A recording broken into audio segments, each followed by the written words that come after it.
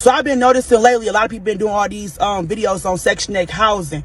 So since I lived in Section 8 myself at one point in time in my life, I decided to talk about my experience of living in public housing, the pros and cons of living in public housing.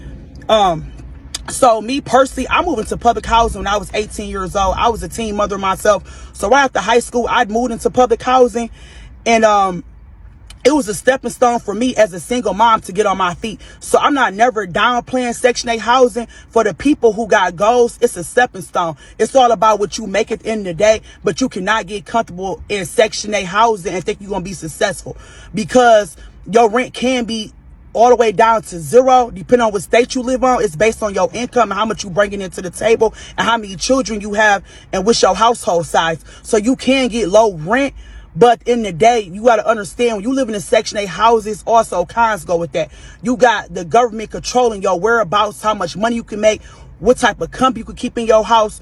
Sometimes you got to put your child father on child support. You living in Section 8 housing, so it's not all peaches and cream. They steady worrying about how many jobs you can make. They kind of like keep you at a limit because you got somebody controlling you on how much you can make, what you can do. And don't get me wrong, it's a good program, but it's about how you use the program to your benefit.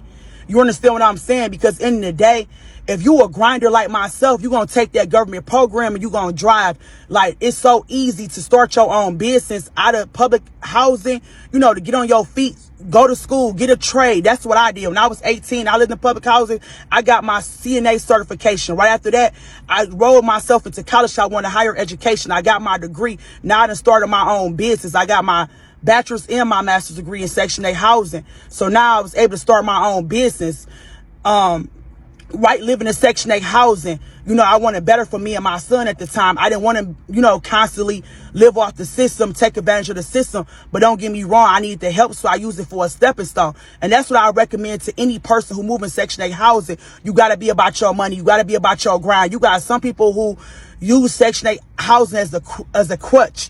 What I mean by that is, like, they'll get comfortable with somebody giving them something free. And you're not going to make it far, because the way these benefits is set up now these days, they cut out a lot of programs, and nationwide, they not allowing, they put time frames on these programs. They're not going to allow you just to stay in these programs for free now these days. So you better really get into your bag when you live into these government programs, because they really cracking down, because you got a lot of people who been living off these programs, not about their money.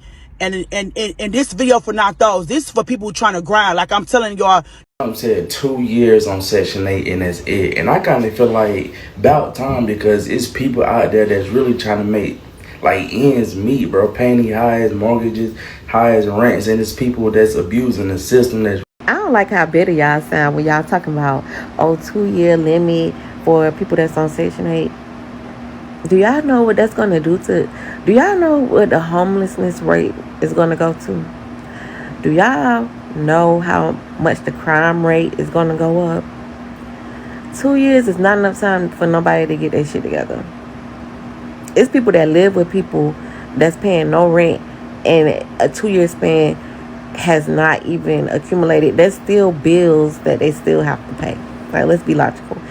I feel like this bill is bullshit, because I feel like a lot of people who are complaining and saying, oh yeah, finally, why don't y'all just go to a smaller city, go get y'all a voucher, stay there for a year, and then take it somewhere else to live, instead of bashing the people that's using it for the right purposes that they're using it for. Nobody wakes up and really wants to be a single parent, okay?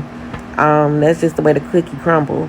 And I feel like those government assistance, those type of government assistance is supposed to be there for those particular type reasons.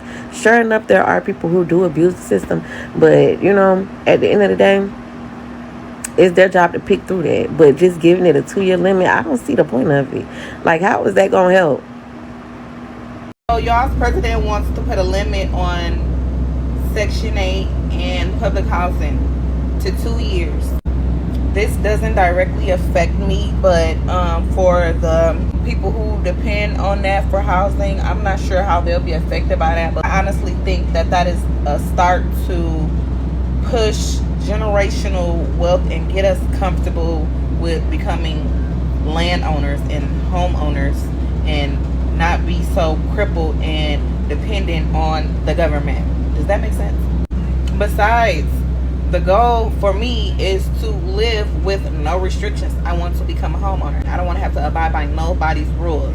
And with public housing in Section 8, there's rules, there's fine print, it's all kind of do's and don'ts. So I don't know, I think this is a push in the right direction.